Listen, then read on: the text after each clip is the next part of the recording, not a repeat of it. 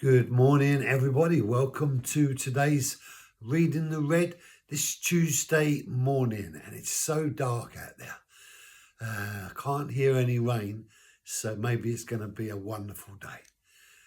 Praise the Lord. Luke chapter 5, verse 37.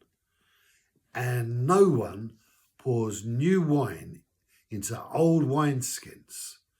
Otherwise, the new wine will burst the skins and it will be spilled out and the skins will be ruined.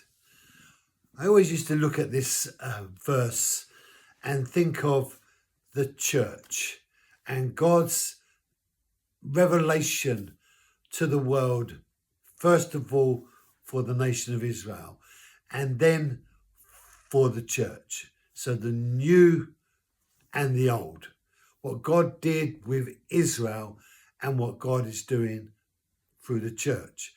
And yet there's another sense in which, as we've travelled through history and the church has gone through its own transformation, there is also a sense in which the new reality of what God doing in the now moment. And when we was involved in the whole journey of the charismatic movement, the church had been fairly stayed for a long time and it was existing in a religious environment. And then the charismatic movement came on the scene and it was like new wine. And this new wine was being poured into the old churches.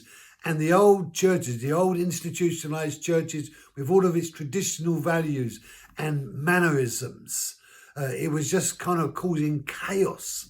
And so God began to create new churches, new wineskins, in order for this new wine, this outpouring of his spirit to be, as it were, stored.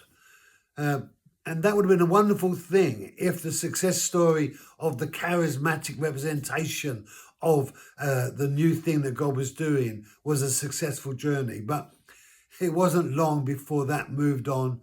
And then something new came along.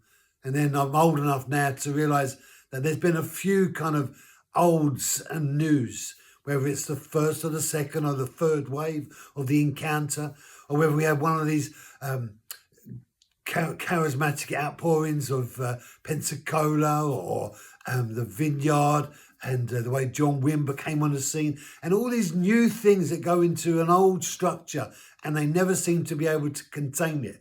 And then something new happens. And it seemed like it was a good idea at the time, but actually it just eroded away the church. And in a strange kind of way, it weakened the church, even though it was God's initiative to bless and pour out his glory.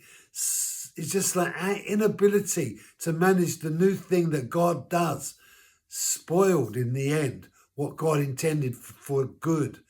And so we move on to the next one, then the next one. And, you know, Christian fads, they're not really very healthy to follow.